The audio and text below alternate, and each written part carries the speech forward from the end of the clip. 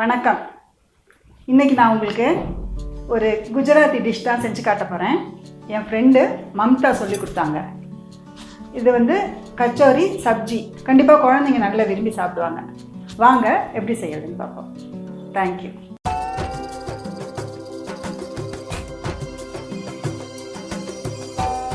நம்ம புது அடுக்களை சேனல் இது வரைக்கும் சப்ஸ்கிரைப் பண்ணலைன்னா ப்ளீஸ் சப்ஸ்கிரைப் பண்ணிக்கோங்க, ஷேர் பண்ணுங்கள், கமெண்ட் பண்ணுங்கள். தேங்க்யூ. வாங்க இப்போ நம்ம சப்ஜி செய்ய போகிறோம். கடாய் வச்சுட்டு 2 ஸ்பூன் எண்ணெய் ஊற்றிக்கோங்க. நீங்கள் தாளிக்கிற எண்ணெய் ஊற்றிக்கோங்க. எண்ணெய் சுற்றுச்சு. இந்த சப்ஜிக்கு வந்து தாளிப்புக்கு உண்டான ஐட்டம் தான் ரொம்ப முக்கியம், பார்த்துக்கோங்க. கடுகு 1 ஸ்பூன்,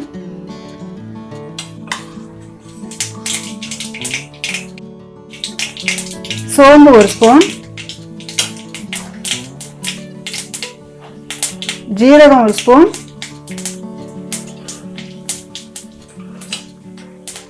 வெந்தயம் 1/4 ஸ்பூன்,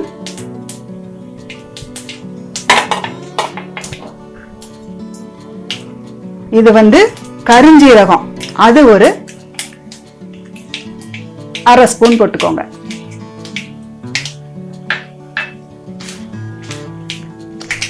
ரெண்டு பே லீஃப், 2 பிரிஞ்சி இலை போட்டுருங்க.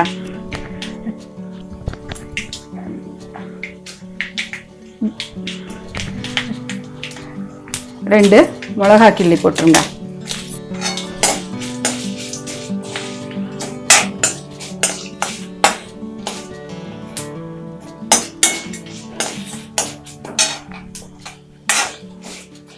இதெல்லாம் பொரிஞ்சிருச்சு.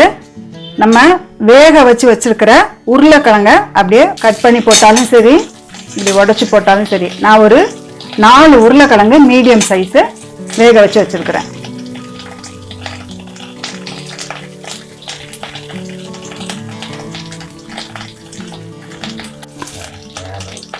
அவ்வளோதான், அப்படியே போட்டுருங்க.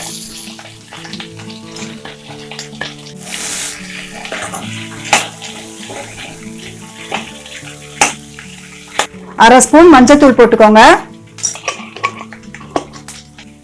உங்களுக்கு எவ்வளோ காரம் வேணுமோ அவ்வளோ போட்டுக்கோங்க மிளகாத்தூள். நான் ஒரு 3 ஸ்பூன் போடுறேன்.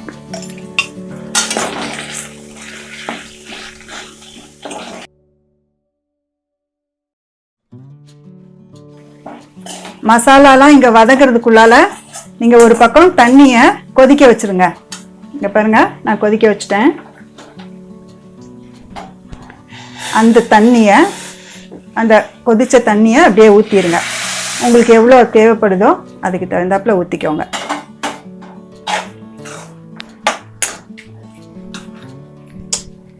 இது அப்படியே நல்லா கொஞ்சம் கொதிக்கட்டும். இப்போ தேவையான உப்பை போட்டுடலாம். உங்களுக்கு தேவையான புளியை கரைச்சி போட வேண்டாம், அப்படியே கழுவிட்டு அதில் போட்டுருங்க. கொதிச்சு வெந்துடும்.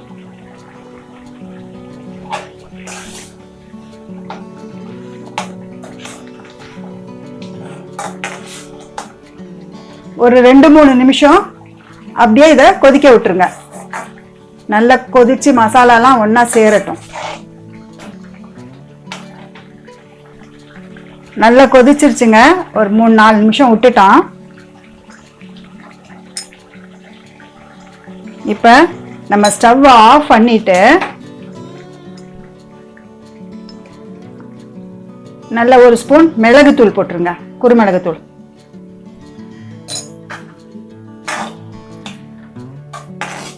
இதில் அந்த தாளிக்கிற ஐட்டம் போட்டோம்ல, 5 பொருள்: கடுகு, வெந்தயம், ஜீரகம், சோம்பு, கருஞ்சீரகம்.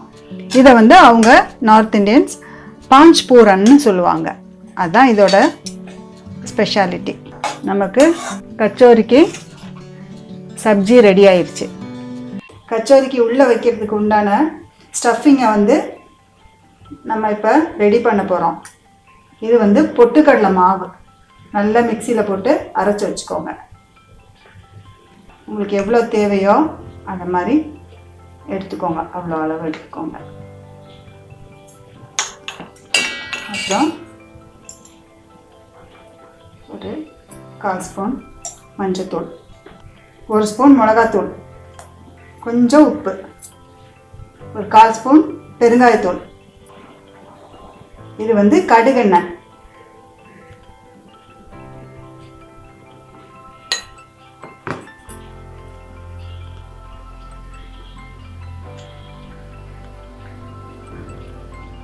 இது இந்த ஸ்டஃபிங் எப்படி இருக்கணும்னா, உங்களுக்கு புட்டுக்கெலாம் மாவு விரவும்ல, இதை பிடிச்சா இப்படி இருக்கணும். இப்போ பாருங்கள், பிடிச்சா புட்டு மாவு விரவுறோம்ல, அதை மாதிரி பிசைஞ்சுக்கணும். இந்த ஸ்டஃபிங்கை ரெடி பண்ணியாச்சு. இது நீங்கள் சாதாரணமாக பூரிக்கு மாவு பிசைகிற மாதிரி பிசைஞ்சு வச்சுக்கோங்க. அவங்க நார்த் இண்டியன்ஸ்லாம் வந்து மைதா மாவில் தான் மேக்ஸிமம் செய்வாங்க. நான் வந்து இது கோதுமை மாவில் செஞ்சுருக்கிறேன். நம்ம இப்போ கச்சோரி தேய்க்க போகிறோம்.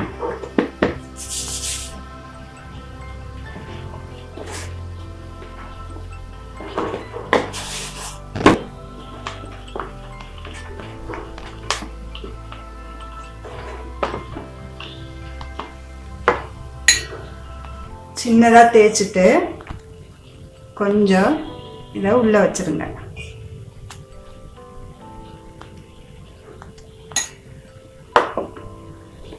திருப்பி இதை நல்லா இதை மாதிரி மூடிடுங்க.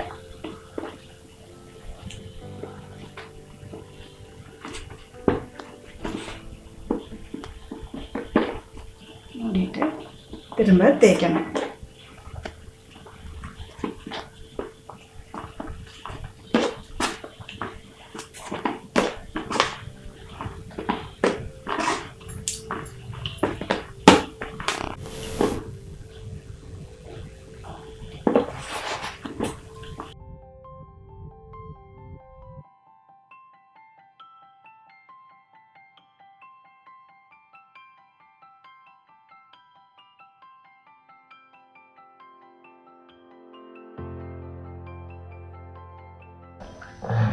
அடுத்தது நம்ம கச்சோரியை பொரிச்செடுக்கலாம்.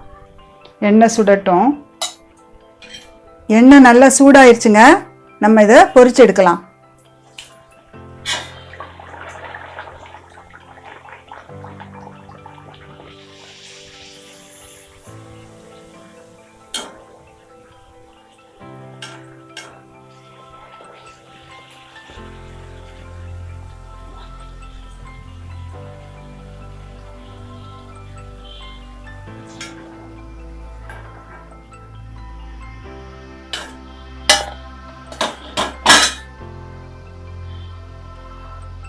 இப்படி எல்லாத்தையும் ஒன்றா பொரிச்சு எடுத்துருங்க.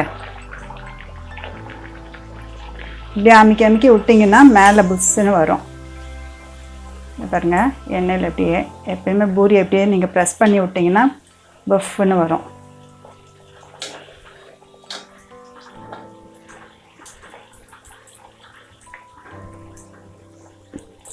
சூடானதுக்கப்புறம் மீடியம் ஃப்ளேமில் வச்சுக்கோங்க.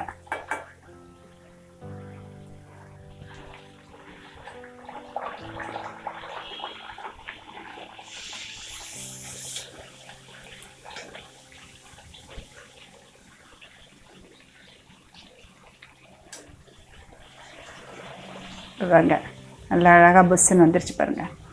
வாங்க, நான் சாப்பிட்டு பார்த்துட்டு எப்படி இருக்குன்னு சொல்கிறேன்.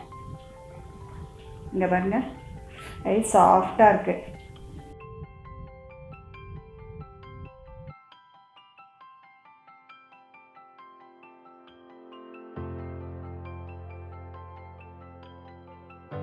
மம்தா, சூப்பராக இருக்குது மம்தா. தேங்க்யூ மம்தா. நீங்களும் செஞ்சு பார்த்துட்டு கமெண்ட் பண்ணுங்கள். நம்ம புது அடுக்களை சப்ஸ்கிரைப் பண்ணலைன்னா ப்ளீஸ் சப்ஸ்கிரைப் பண்ணிக்கோங்க, ஷேர் பண்ணுங்கள். தேங்க்யூ.